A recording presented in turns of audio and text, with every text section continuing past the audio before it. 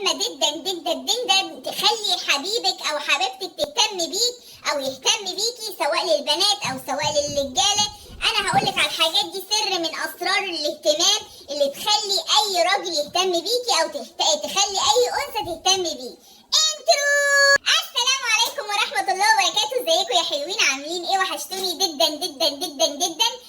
النهارده حلقة النهارده مهمة، وحلقة النهارده قوية جدا عشان ناس كتير جدا قالوا لي يا ستي فتاتات اتكلمي عن ازاي تخلي الرجل يهتم بالانثى والانثى تهتم بالرجل. طبعا انا كل معجبيني مش كلهم، 3/4 انثوات، بس انا يعني عادي ما يمنعش ان اي راجل يتفرج على الحلقه دي. مفيش اي مستدى، القناه تحت امرك خالص. ممكن برضو في واحده برضو ما بتهتمش بالراجل، مفيش اي مشكله، مش عايزه نلغي كتير. المهم يشتركوا في القناه وفعلوا زر الجرس، اكتبوا لي كومنت حلو، ندخل في الموضوع على طول. اول حاجه اقول لكم كام حاجه كده هخليه يهتم بيكي في لحظه، والله العظيم في لحظه، اقسم بالله العظيم. اول حاجه يا حلوين التجاهل. اول حاجه من سر اسرار ان الرجل يهتم بالانثى او الانثى تهتم بالرجل هي التجاهل.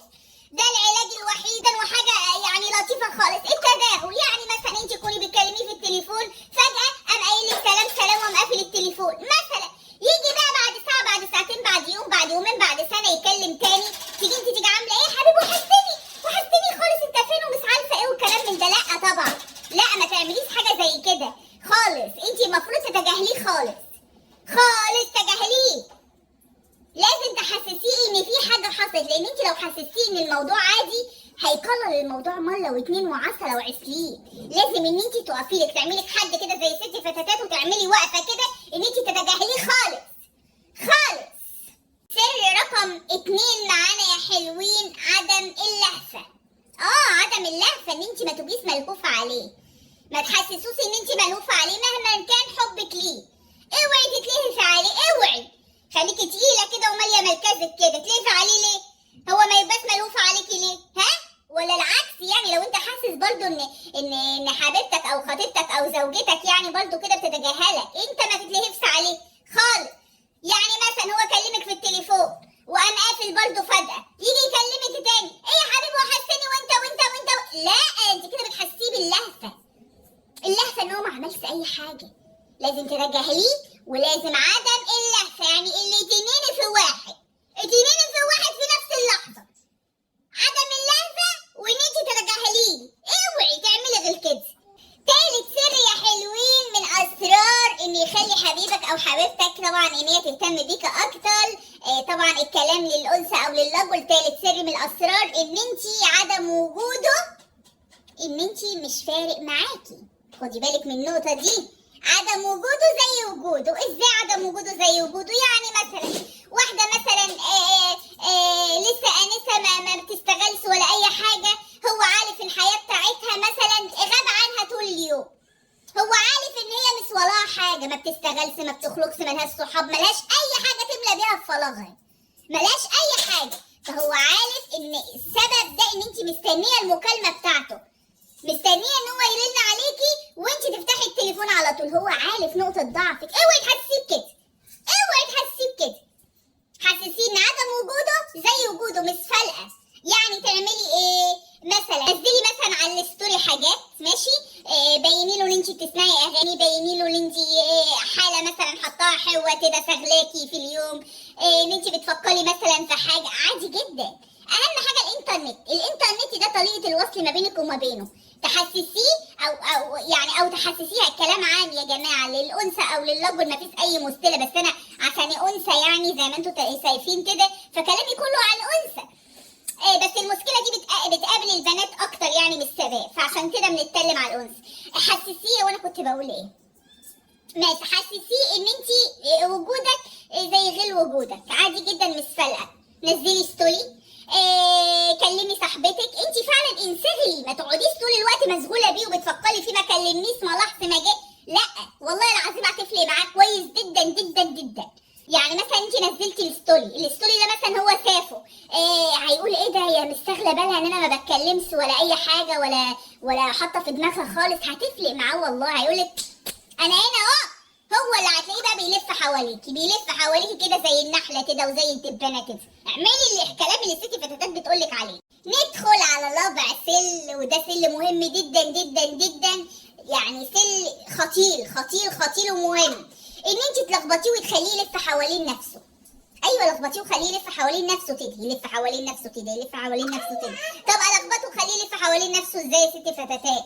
يعني مثلا انت تكوني بتتكلمي معاه مثلا شات كده على الموبايل، شات كده على الموبايل، او مكالمه تليفونيه مثلا كده، وانتوا الاثنين مثلا ما بينكم بقى حب وكلام جميل كده.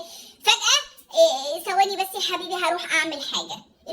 لوحي غيبي على طول وخلي التليفون مفتوح، هو يلن مهما يلن ما ترديش. يجي يسألك تاني يوم انت كنتي فين، ولا رحتي فين، ولا اتنيلتي، ايه اللي جرالك ما جيتليش ليه؟ اصل انا نمت، راحت عليا نوم. ايوه اعملي كده والله العظيم، لخبطيه خليه يلف حوالين نفسه. فاهمه؟ تاني يوم مثلا بتتكلموا على الشات ولا حاجه، ثواني بس هعمل حاجه. روحي اعملي حاجه ونامي، ما تشغليش بالك بيه خالص. هتلاقيه هو بيلن وطول اليوم قاعد يفكر فيكي. حسسوش بامان، حسسيه بامان، خلاص علف اللي فيها، ولا هيفكر فيكي ولا هيسأل فيكي ولا لا لا لا لا لا لا ولا اي حاجه خالص. فانا خليه يلخبط كده يلف حوالين نفسه. السر اللي بعده يا حلوين عدم العتاب. عدم العتاب ان انت ما تعتبيش عليه. يعني مثلا هو كان قايل لك هكلمك وما كلمكيش، ما تقولوش ما كلمتنيش ليه، انا كنت قاعده مستنياك، انا لا خالص، ما تعتبيش عليه، سيبيه هيفرح يوم 2 3، بعد كده هيقول ايه ده، هو في ايه، هو ايه ده، ما تسالش عليه، هتلخبطيه وهتخليه ينشغل بيكي دايما. عدم العتاب يا حلوين. السر اللي بعده يا حلوين ان انت تبقي اوفي لاين. ايوه اوفي لاين. ازاي اوفي لاين؟ ان انت يعني عارفه مثلا ميعاد ان هو بيتصل بيها الساعه 5 العصر كده ولا الساعه 6 العصر كده، اقفلي التليفون. ايوه اقفلي التليفون وشويه وافتحيه، شويه وما تلديسي، اسمعي الكلام، اقفلي التليفون واقفلي النت واقفلي كل حاجه. والله العظيم يوم 2 3 عوديه على كده، خليه هو اللي يفكر فيكي بدل انت اللي ما تفكري فيه. انت فاهمه ازاي؟ انا بقول لك على حاجات ان هو ينشغلك ويفكر فيك بدل انا اللي بفكر فيه. افكر انا فيه ليه؟ هو اللي يفكر فيا. السر اللي جاي ده بقى يا حلوين سر حربي جربي. ازاي حربي جربي؟ ان انت حتى يعني انتوا الاثنين متزوجين مثلا، ما بكلمش على اثنين مثلا مخطوبين او لا، اثنين مثلا متزوجين، تمام. حسسيه ان هو وجوده مش فارق. يعني هو قاعد معايا مثلا اتغدينا قعدنا بنتفرج على التلفزيون، مش فارق، العبي رياضه، كلمي صاحبتك، قومي نضفي الشقه، قومي ادخلي المطبخ اعملي حاجه حلوه، عادي. اللي هو عادي ان انت وجودك زي غيابك. حتى لو انت تكوني متضايقه وقاعده بتفكري فيه، بس اوعي تحسسيه ان انت بالك مشغول بيه. يعني هو طول ما هو بره انت بتكوني زعلانه، طول ما هو في البيت بتكوني فرحانه. لا، ما تحسسوش بكده يا حوا، غير لو هو مستاهل حاجه زي كده. لو هو مديكي حقك في حاجه زي كده حسسيه بحاجه زي كده، لكن لو هو متجاهلك حسسيه ان هو انت كمان تجاهليه في قلب الشقه لو انتوا عايشين مع بعض. فاهمه ازاي؟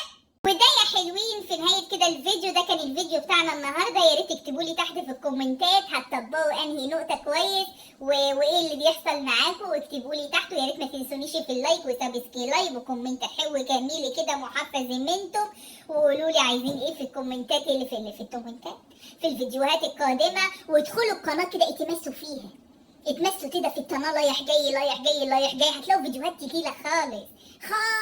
صفات البنات اللي تجذب الشباب وكل حاجه، وكلام الست فتاتات ما ينزلش الارض ابدا. يلا اسيبكم في الفيديوهات القادمه وما تحرمش منكم ابدا، والسلام عليكم ورحمه الله وبركاته يا بنت يا جيزيتا.